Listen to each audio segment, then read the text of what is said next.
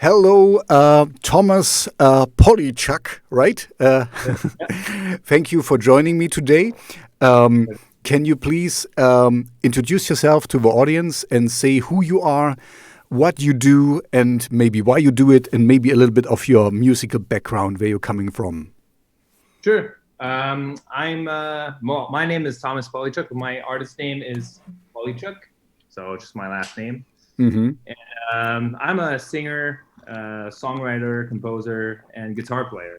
I want to make it's important that I want to be.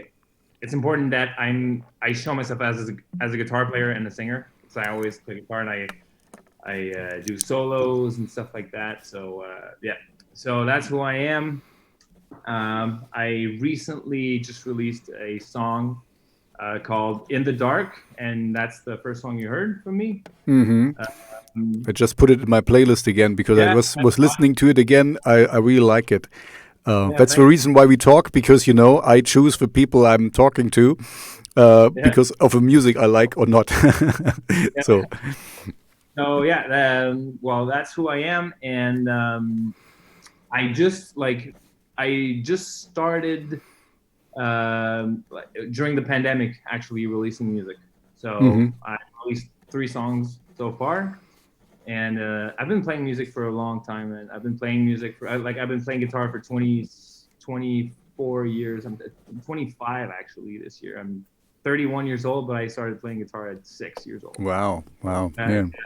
uh, and I've always wanted to be like a guitar hero. I don't want to call myself a guitar hero, but that's what I like.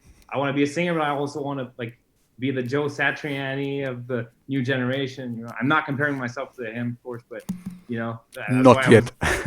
Yeah, no, not yet.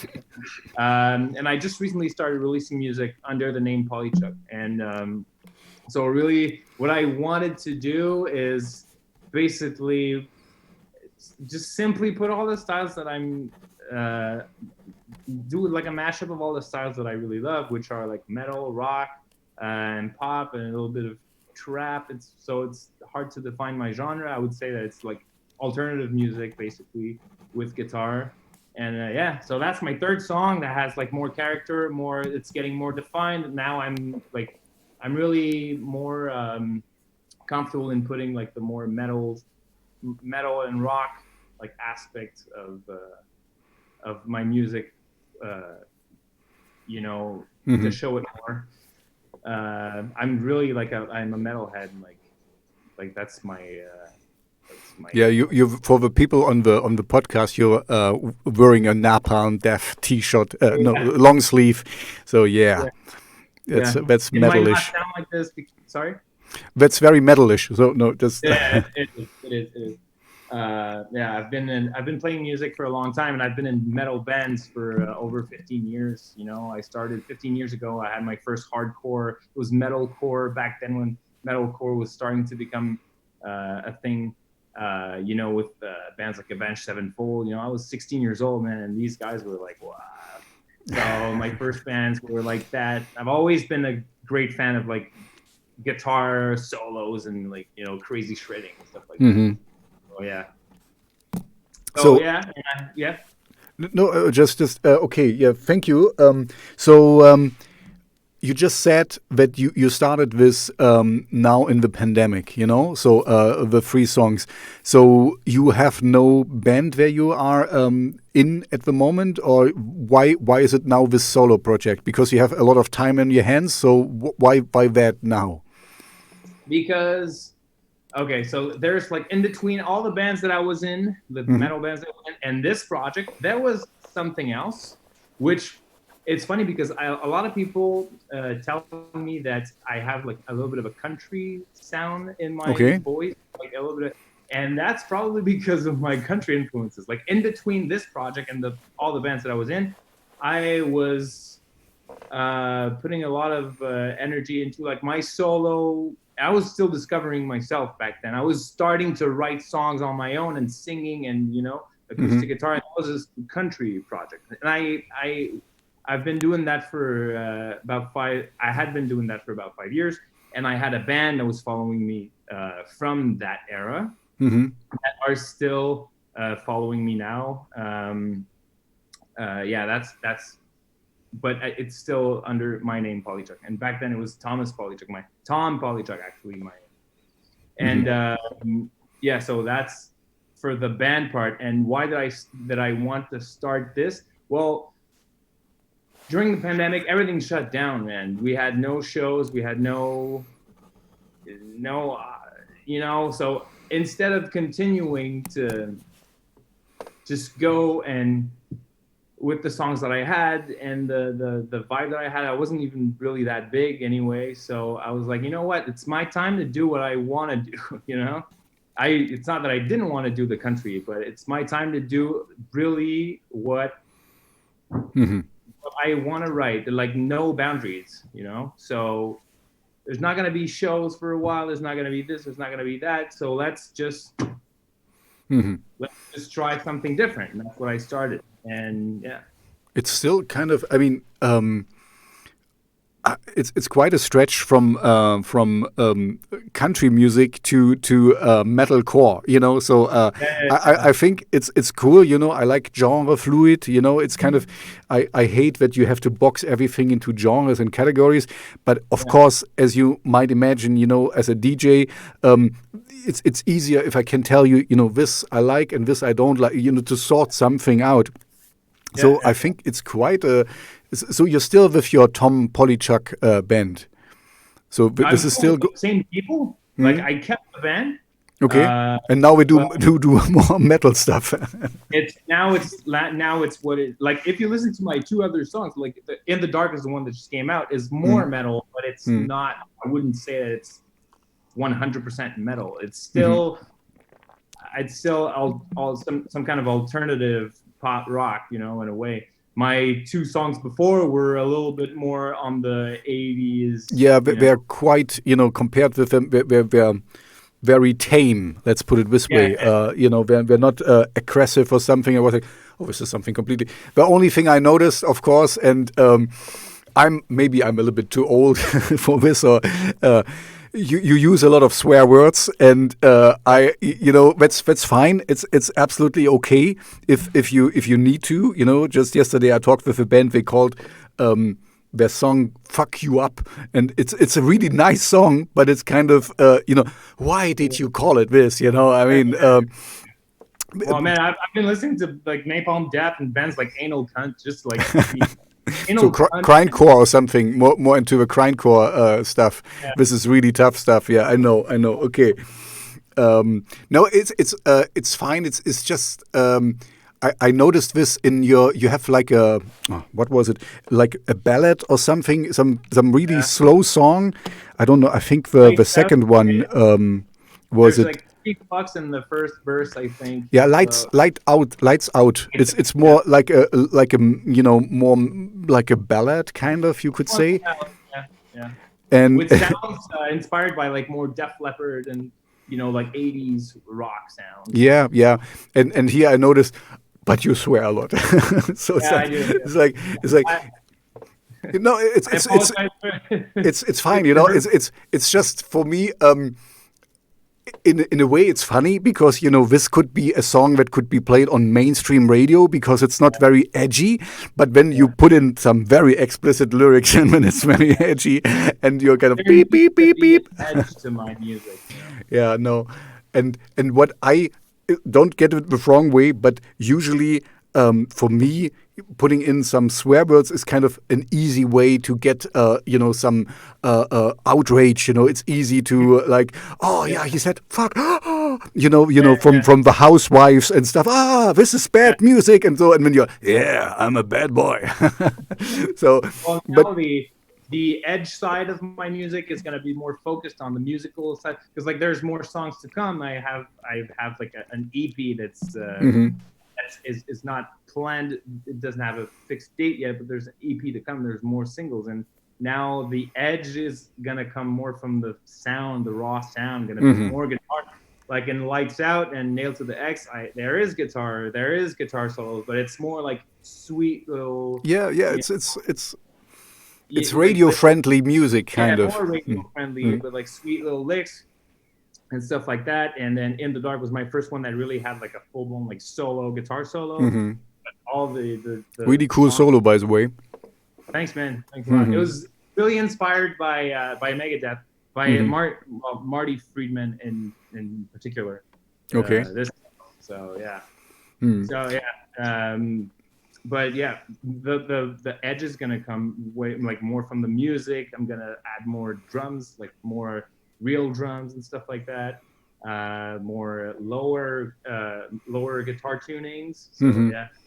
Yeah, and don't get me wrong, I mean, you can sing however you want to sing and put words in whatever you want.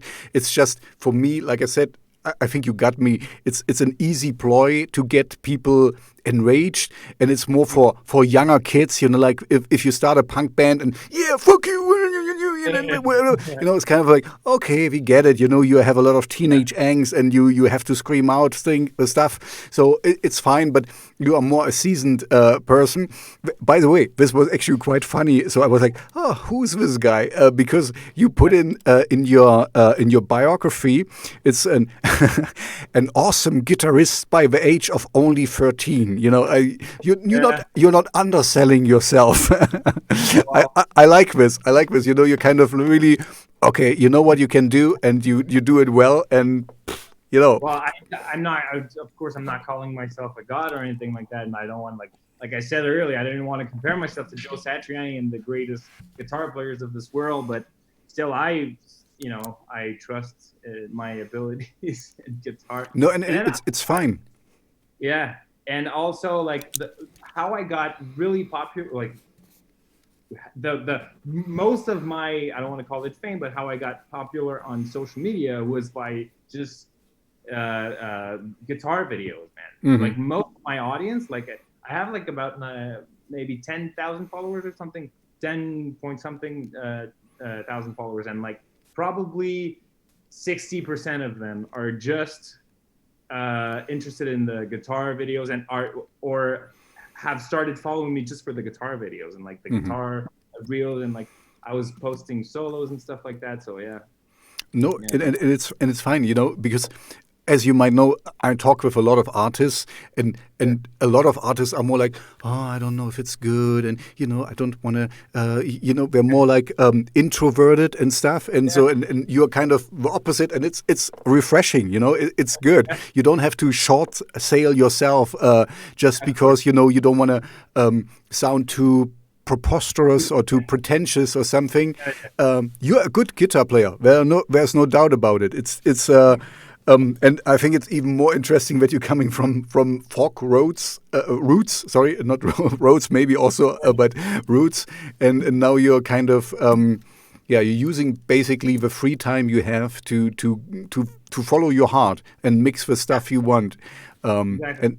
and that's it's really the what happens now with like the music that I'm writing now is really like, it's like the mix of my old metal roots and a mix of this and the country songwriting that I've been doing, So it's really like a mashup of these two influences. And this is where the magic lies, because then you create something new. You're definitely not doing something what a lot of other people have done. I mean, there's still and then you rap a little bit, or how you and it's kind of, it makes it also unique. I'm usually not into rap, but it's kind of, it's something new. It's something like I haven't heard before, and this is exactly what every artist wants. That you're not run of the mill and you sound like these and that and exactly like this. You want to do something new. So that's kudos to you. I mean, you did it. You're so as this started in the pandemic. Are there any thoughts of presenting this stuff live once this is over? Oh yeah, and we have also. Okay. Have, because during the pandemic, actually, I'm from Montreal, Canada, and in Canada, I lived in Montreal for 2 years. Oh, awesome! Deux ans. Je m'appelle Tobias. Enchanté. Merci pour votre collaboration. Yeah, hey, Montreal. Now I'm in love with you. That's fine. Montreal is one of the greatest cities in the world. Yeah. So anyway, well, I'm from Montreal, and this is where I live and stuff. And during the pandemic, we had like waves. Now we're like riding the second wave, but during the right after the first wave, it got really the cases and the deaths got really low. So then the government started reopening the businesses, and the not only the businesses but also like some of the events that were planned for the summer, like especially outdoor events, were allowed to take Hmm. place. So I was approached by somebody to play and perform in the park, like in a big park. It was in like a hockey, not a arena, but like on the ice where the ice would be, Hmm. and pretty big. And people were allowed to come with masks and stuff like that. So yeah, we did a show. And what's coming for me is that we filmed that show live and we made it a like mini documentary, and that's the next things that are going to Cool. come out. Because this Yeah, would be my next question. If there's some videos to, I have to admit I have not researched so much, yeah. prior to our talk. If I could find some videos from you, but There's not, there's not much. Like most of the stuff you're gonna find is me playing guitar, mhm, you know. But because the project is so new and everything about the older country me was not even that big anyway. But I had gained some experience, especially in writing songs, like in mhm, writing like songs that are like, the pop song format, like three yep, minutes, whatever, like verse, chorus. And I had played some shows, and it just gave me experience. But this project is like still fairly new. And what was the big challenge was to play that music live with instruments and like real players, mhm, and because there's a lot of sequencing, there's a lot of like keyboards, and there's a lot of electronic drums and stuff, and we managed to do something really cool. uh, so like my bass player is also playing the synth bass, so he has his bass where there's a real bass, and he has his synth where he does the synth bass. I have a keyboard player that also works with there's like samples that mhm, because we play on a click, and there's samples that appear, and also my drummer has like an electronic like hybrid drum kit, and it was really cool. We managed to do something cool. But what happened, we had at the concert we had a like bad electricity whatever shortcut, mhm. and then we lost like half of the instruments we were supposed to play. Like all the keyboards blew, his electronic drum kit Oh blew from shoot! the bad current. Oh Oh, man, this it is was bad. pretty This is bad. really bad. Hmm. Yeah, it was pretty damn bad. And we ended up playing the whole set with with instruments, like basically the drums, Mhm. normal drums, real bass, and yeah, my guitar. Hmm. So, but still, yeah, Okay, too bad. Yeah, it's because yeah, pretty bad. this is But we really ended bad. up doing the set, and people loved it. Yeah, Hmm. Well, yeah, anyway, I mean, that's really a challenge. I mean, if you made them still loving you after this terrible yeah. things happen, then yeah, you are a good player. But But no one knew me. No one knew me. mhm. So no I one had. still I still don't get and would like to kind of how did you end up in a country band? I still don't get it. That I can picture you, seeing you now, metalcore, yes, all the way and stuff. And then for me, the gap.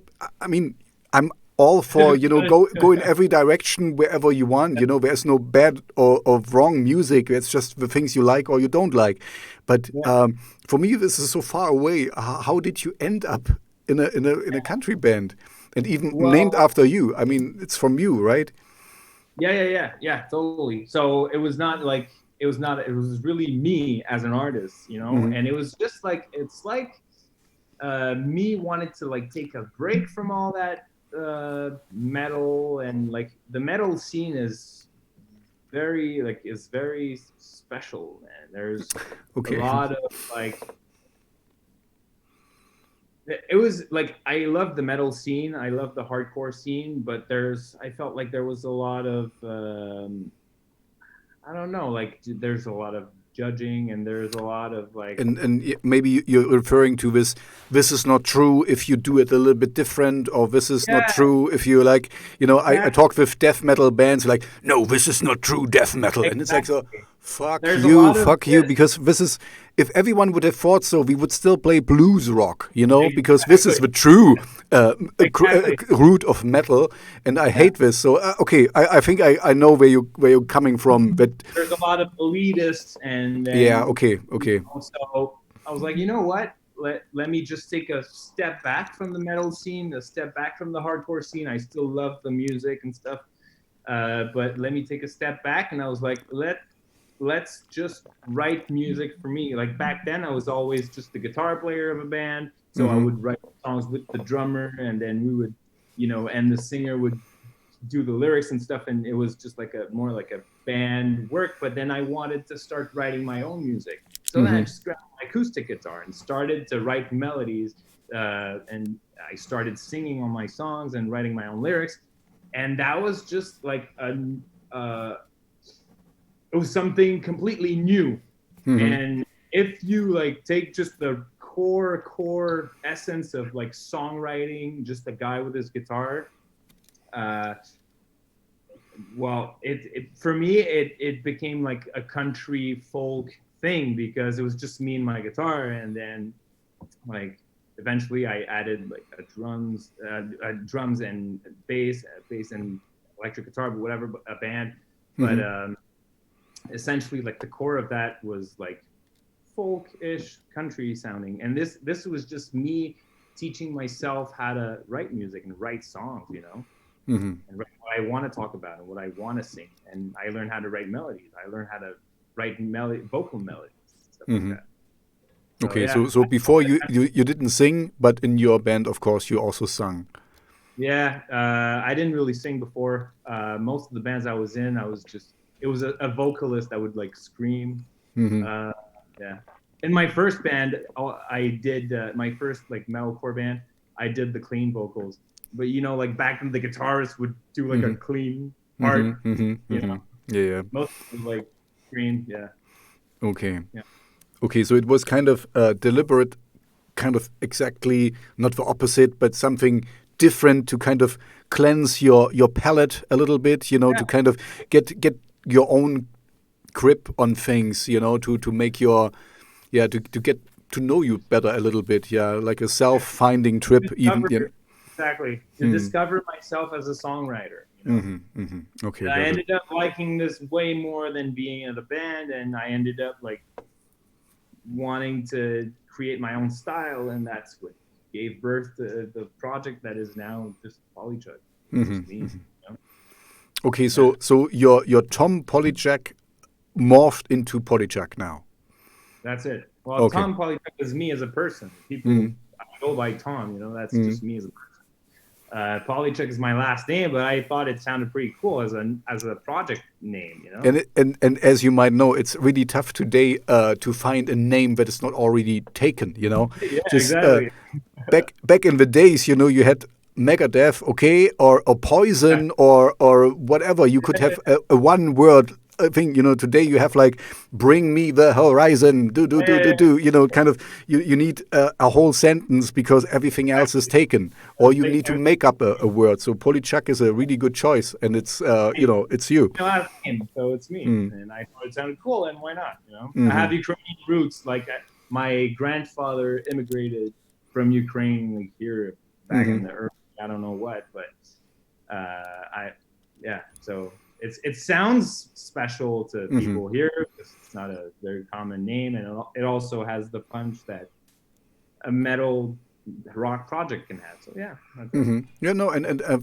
That's the good thing when you have a name that doesn't mean anything, you can fill it with meaning, and your music will fill it, one day this is the new Polychuck. Got it. Yeah. And then this sounds a little bit like Polychuck, bam, and soon it will get around. So your former Tom Polychuck members are also now the Polychuck band members. So you're not. I created we have now, like, I have a good relationship with my bandmates. We have like we've played together so many times. I've played like a bunch of events here in Montreal, like corporate events and stuff like that.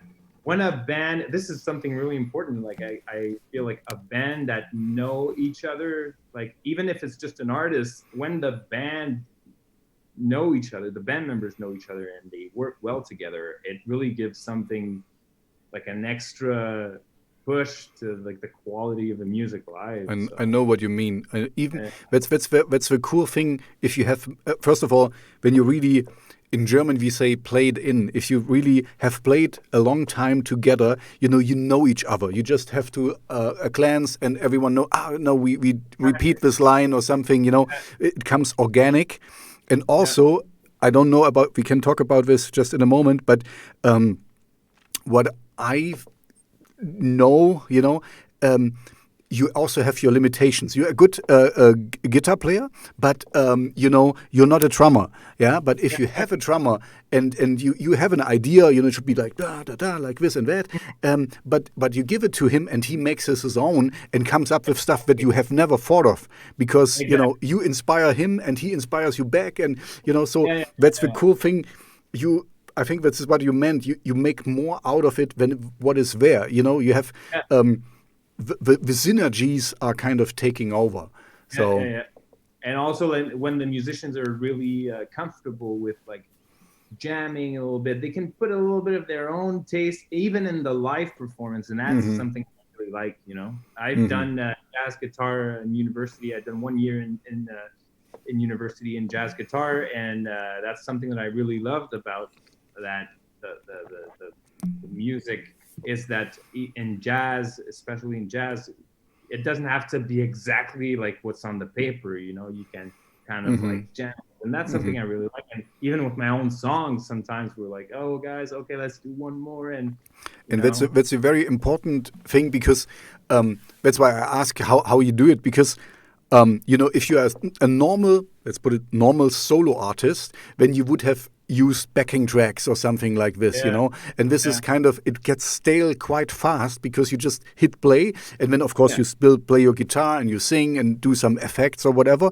But basically, worst case scenario is that the audience sees it again and again, because it's kind of exact the same length, exact when it stops, and you cannot look around and we make an encore, and let's do the verse again and whatever.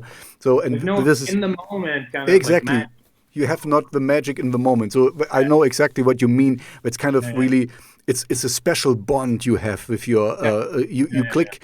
I have. Okay, we're talking about you, but I have one thing. I lived once in Budapest, in Hungary, Budapest, and I couldn't speak Hungarian, but I found a bass player, and we were playing music together. We couldn't talk. She could not speak English or German, and I could speak no Hungarian, so we could not talk, but we could play together. And this is, the magic of music. We could jam, and we could, make music, and it all was fine. And whenever we needed to talk, I called a friend and said, okay, can you tell her this? And give it to her. That's exactly it. That's the magic of music. The magic, exactly. So, like, this is something that I value a lot. Like, I value that a lot in my music, and that's something that's kind of, like, not lost, but it's something that's not very present in popular music, right? Of these days. Like, the organic approach to it. No, that's important. I went to see Post Malone when he came to Montreal at the Bell Center. It was like a huge concert. But the only thing that I could say that could have been better is if there was a live band instead. It's just like tracks. It's not bad. It's what people want to. It's what people want. I guess it's what people like, especially in hip hop. They don't really need a band, but it could have been really cool. Yeah, he's a. I don't really follow his music or something, but I saw him on Joe Rogan, and he's a really cool dude. I like, he's kind of very open minded and stuff. So I think I think I really could hang out with him or so, or even go to a concert and enjoy it. It wouldn't be my first choice, but if I happen to see it. He seems like a cool dude. He has, this also this freedom feeling kind of. He does what he likes, and this is kind of that's the most important thing in music, to not run after a trend or and this is popular now, so we have to do it this way or whatever, and it'll go away. Exactly, and you're mostly, most of the people.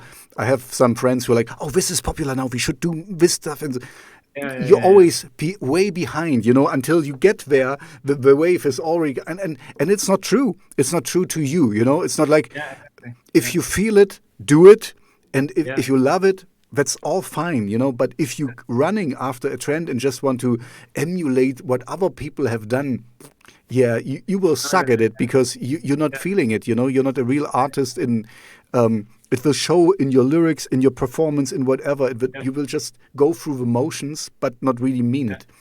I agree with that, and but like in my music, there's a little bit of influences of what's popular now. I could say like especially elements of hip hop a little bit, but it's not because it's trendy. It's because it's the sound of today. I'm influenced by the sound of the generation that I'm in. See, this is the era that I'm in, This is what I told you before we started the talk, that I don't want a normal interview here, because this would be a typical normal interview question, and it's really silly.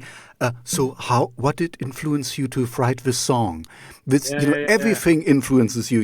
Like you said, you're listening to the music, but it's out there in the world, and you get influenced by it. You see a billboard ad of what, and then oh, that's a nice name, and then you get something. So movies influence. Exactly, me. It's a silly question. Everything influences you, because as an artist, you're kind of like a sponge. You get in everything, and then you make something new out of it. So just to finish your point, that's absolutely fine that you do things like what is popular today.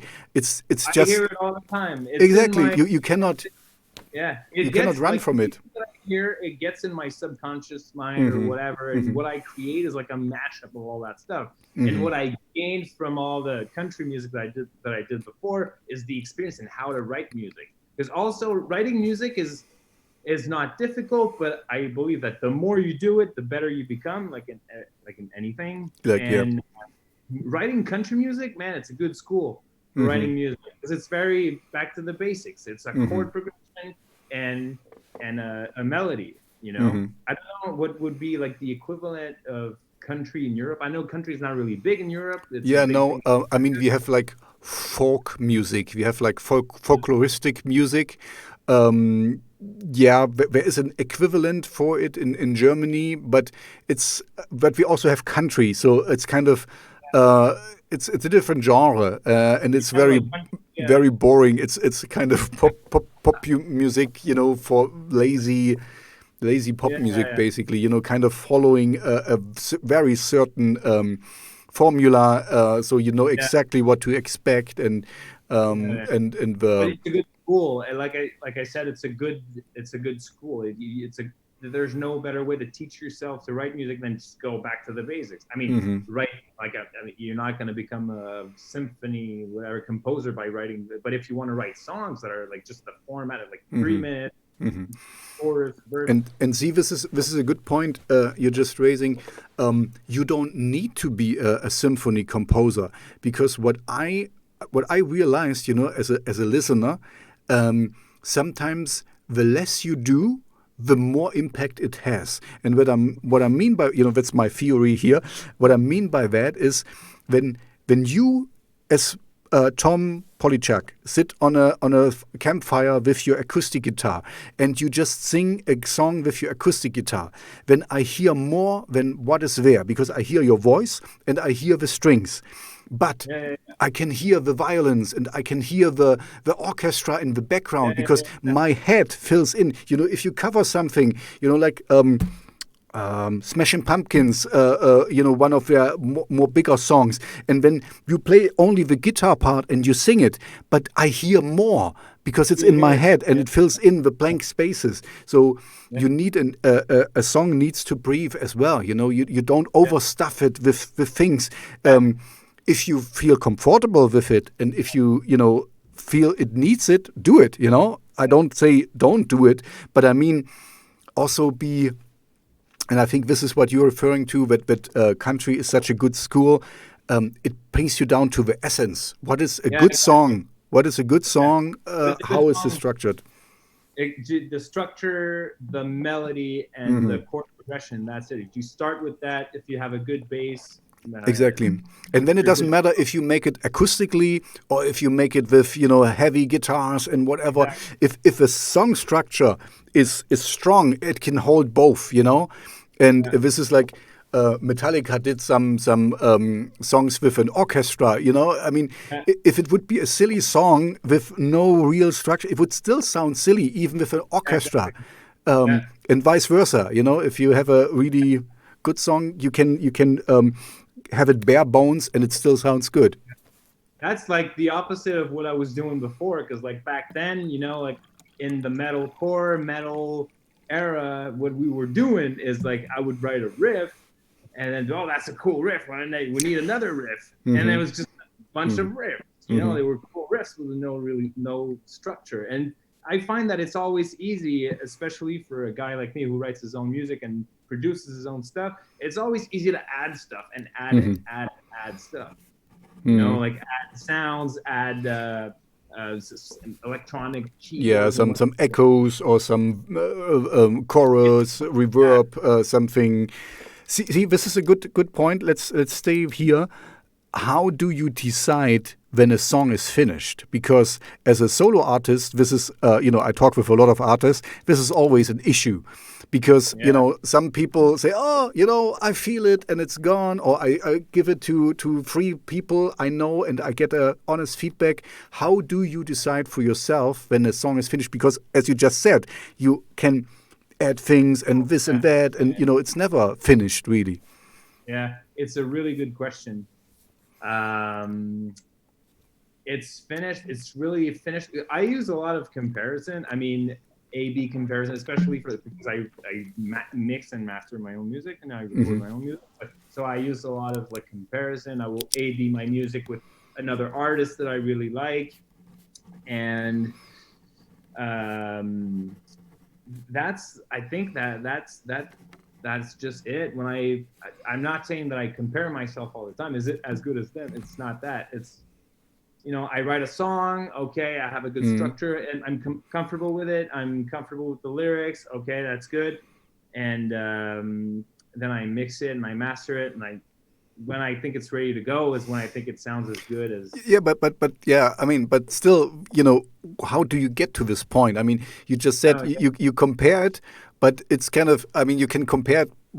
It still doesn't mean it's finished, I mean, what is? It's not okay. If you cannot answer it, we don't have to dwell on it. But this I think it's naturally. I feel like, that's good enough, man, and it's good to go. It's because I never really ask myself the question. So yeah. Okay. No, but that's fine. So you go for your gut feeling and say, okay, this is done. This is organic for me. This feels like it's okay. Yeah, it feels good. Yeah. When it feels good, yeah. But it's funny. It's most of my songs, especially all the songs that are coming out soon, like the next songs that are coming out, are all songs that I wrote, and rewrote and rewrote and rewrote and rewrote. Okay. Even In the Dark, I wrote that song in my era of country music. It might not sound like it, but it's a song that was written. The melody was written in the era of my country music. The chord progression was written back then, and a lot of songs that are coming out also were written back then with completely different arrangements, So sometimes I'll write a song and be like, oh, cool, it's finished. But I write so much music. Like I write songs all the time. So I'll have like a bunch of songs, maybe like 20 songs that are like finished, but not ready to release because I don't have a plan for it or whatever. It just sits in my computer, and then sometime later I'll be like, okay, that was a cool song, and then my project is going in this direction. Let's take this song that I had, and then I rearrange it, and then I put the guitar, and that's what happened with all the songs the 3 songs that are out now. And that's what happens with the next songs that are coming out. Okay, so you're very comfortable, and you have a healthy self-esteem. Let's put it this way, to kind of say, okay, it's finished. Because Yeah. I mean, was it a choice to do your mixing and mastering yourself, or was it just a necessity, or was it money constraints? It was a choice because I have worked with people that mixed and mastered my music, and just to be honest, I was not. It's not that it's not good, but I feel like I can do a better job at what I want. I can, it's not because they're not good, but I've worked with people and it's never exactly the way I want. So why not do it myself? I think I have the skill to do it. My mixes sound good enough, and they're gonna sound exactly the way I want them to sound. Yeah, but still, I mean, you have to put in what I see there. It's a for me it would be a time constraint, because you still have to learn to mix and to master. It's not that you're falling not out of the sky and know, oh, this is exactly how to do it. You still need some online tutorials and a learning curve and stuff. I've done a year at recording school. Okay. So you're not completely. I'm not completely oblivious to that. Back then, when I was in metal bands, I was recording my own bands. I was in a band called Dope Throne. It's a sludge kind of metal band from Montreal, and they got really big in France, actually. And I recorded when I was in the band, I recorded all the albums. Okay, so you got some experience already, so it's not okay. Good. So as this just started, you have no. I mean, you said you're still in Montreal, right? Yeah. Okay, good. Because for some reason I thought you were somewhere else, and that was made very strange. As you said, you have your band with you, and like, man, we're really following you wherever you go. But it was my mistake. So you have only this live videos so far. So is there any videos, I mean, music videos on the horizon? Do you plan something, or? There's one already shot and stuff. Like there's a song coming out right after. Like what's coming out next is going to be everything around the show that we did, because we did like a mini documentary, and there's a lot of cool content that we want to put out and stuff. And also, like, I want to show that this project is not just a guy that writes a one-off. We are like a bedroom musician or something. Yeah, exactly. I'm going out, man. If I can play shows, I go play shows, and that was during the pandemic,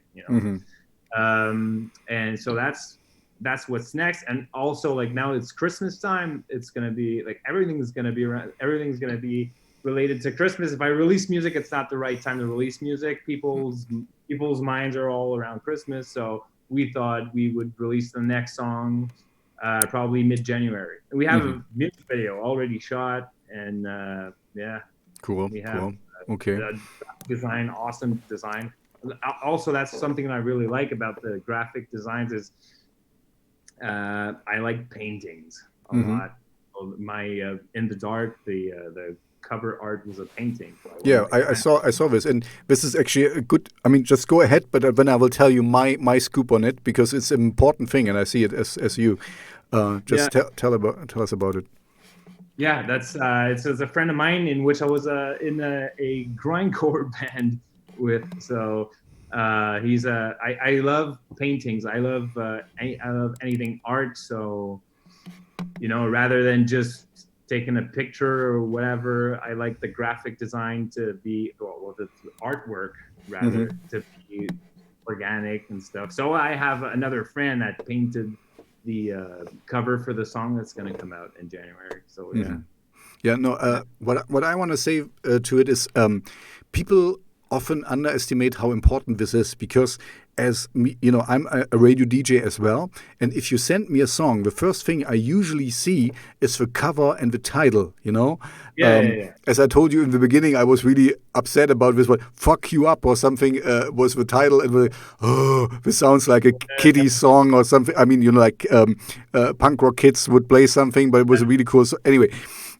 So the first thing I see is the title and the artwork, and before I even listen to the music, and so it's important, and I can. It happens sometimes that I get fooled by a bad artwork, and it's still good music, but most often it's like if the artwork is really uninspired and really bad, then the music follows along, and so also the first impressions are important. Exactly. So it already puts a vibe of I'm not sure, but the artwork is really cool. Yeah, I mean, like in those days where everyone has Photoshop on his computer, and and then you see and you see it, and it's like, oh man, this is really bad. So, okay, so you're obviously having big plans, and that's good. Did you already, or did you want to approach a label, or did a label approach you for it? How is your thing about that? Yeah, well, I'm currently approaching labels. I know it's not a good time for labels right now because the industry is kind of like all messed up. So I've gotten a lot of like, cool, but we'll get back to you later because it's just like we don't know how it's going. So I'm approaching labels, but it doesn't mean I can't do it by myself. It doesn't mean I can't do it indie, and I think indie is also a way to do it that is perfectly legit and I'm not afraid of doing it myself if I have to. Okay, but you wouldn't say no to a label as well. So, I wouldn't say no. Yeah, who would? I'm approaching labels. I'm asking, hey, would you want to, hop in and do this together? Yeah, no, and I think you have a good product. You're very unique, and also the good thing is it's not just because I virtually meet a lot of bedroom musicians who can. For them, it's tough to play live, to put their set on the road or put it on stage. Some even don't plan on doing it at all. Yesterday, I talked with a band who only wants to be in the studio. They never really thought about playing live. That's fine, It's everyone its own, So who am I to judge? But I think you bring a lot of stuff to the table. You get good artwork, good music, and also live performances. So everything a label would want. So I hope it works out for you. Really. I talked with one guy who just sent his stuff to Cleopatra Records, and I don't know if you know them, Cleopatra Records. There's Ministry, my kind of what I like. Ministry, I like Ministry. It's on Cleopatra Records, exactly. So I was like, I love Ministry. I love Ministry. And the fun part I wanted to say is he just sent it there and didn't really expect anything back from them. And 3 weeks later, they wrote him back. Okay, yeah, we take you on board and stuff. And now he's on the same label as Ministry, and he's he's a really good musician, but he's kind of a bedroom musician, So so it's possible, and you have a really good product. So I'm thinking you should be able to, and then because it just gave me an idea. Why not send it to Cleopatra? Oh, exactly. Do it. Yeah, exactly. No, your mix actually would work there quite well because I talked with industrial kind of like. Yeah, I talked with a lot of not a lot, but I also talked with DK0. They're also on Cleopatra Records, and I think one other band. But KMFDM is also there, I think. KMFDM, yeah. I'm not completely sure if they're still there, but I talked with. Anyway, it doesn't matter. Yeah, try it. I mean, because your mix would suit them quite well, I think, because all the others are kind of how we say it, mix genre fluid musicians, where we really don't kind of stick to one particular one, like the true death metal labels or something, where you have to be true and you're not true. Yeah. Okay, so I'm kind of through with so what I wanted to get to know, and it was so. Oh, wait. I have a few more fun questions, and I told you before. Only tell me what I should know, or the audience should know. As you've been on tour, were there any tour antiques? Any funny stuff that happens while you were on the road? Any fun stuff that happens on stage? The craziest thing that happened is what I told you before. Is during the pandemic, our show everything blew, man. We lost like 50% of our instruments. So that's and you still made it. You still made it. That's actually like we were trying to look for a solution. We were like, okay, guys, we're like, okay, we're 30 minutes late. People are getting, people are impatient. We have to and we ended up like, you know what? Let's do the sets. And we had no samples, no click track, no nothing. So we did like almost acoustically the music that I'm playing now, which is like a weird, like my music has a lot of electronic sounds, and we had to play it super organically. But we did. That's the craziest thing that ever happened to me. Okay. Yeah. Okay, and the other question I like to ask is, did you have a starstruck moment? Was there anything where you kind of like shared a stage with somebody you really admire, or you met somewhere on a festival or something, somebody you really look up to, or you see as an inspiration?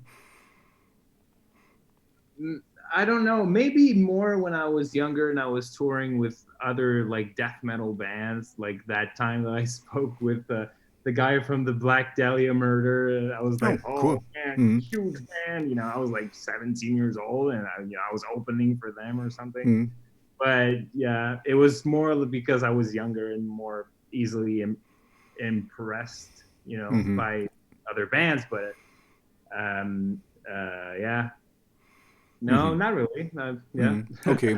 Yeah, no, like in Germany, we say we all cook with water. We're just normal people like everyone else. But exactly. sometimes it's just some people have a nice story. Like DK0, he played with on the same stage as Red Hot Chili Peppers. So and he was really, and so he had a fanboy moment. So and that's fine. I mean, you're a musician. A musician and a music fan as well, it's not you're in it because you love it and not because you want to get I mean, you wouldn't mind, I guess, to learn to earn a nice living, but I guess you're not there yet, but you're working on it. So so just maybe switch one last time the focus a little. How is the situation in Montreal at the moment? Because I lived there for 2 years, so I'm like kind of a little bit interested how things are at the moment there. Things are not that bad. I know some like other places in the world things are really bad, but I'm assuming you're asking because of like COVID and all that. Yeah, stuff. because in Germany we'll have a shutdown from Wednesday on, a hard shutdown. Everything is closed then. That's going to start on Wednesday? Okay. For us, they have announced that they will announce something today. So we don't know, like restaurants are not open, bars are not open. Only the stores are all open, so you can walk into a store if you have a mask and you wash your hands and stuff, but that's like the last thing that they kept open for the economy to keep going. That's the last thing, and that's probably what they're going to announce today, that they're going to close that for another month. So people have to hurry for their Christmas shopping because they closed the store.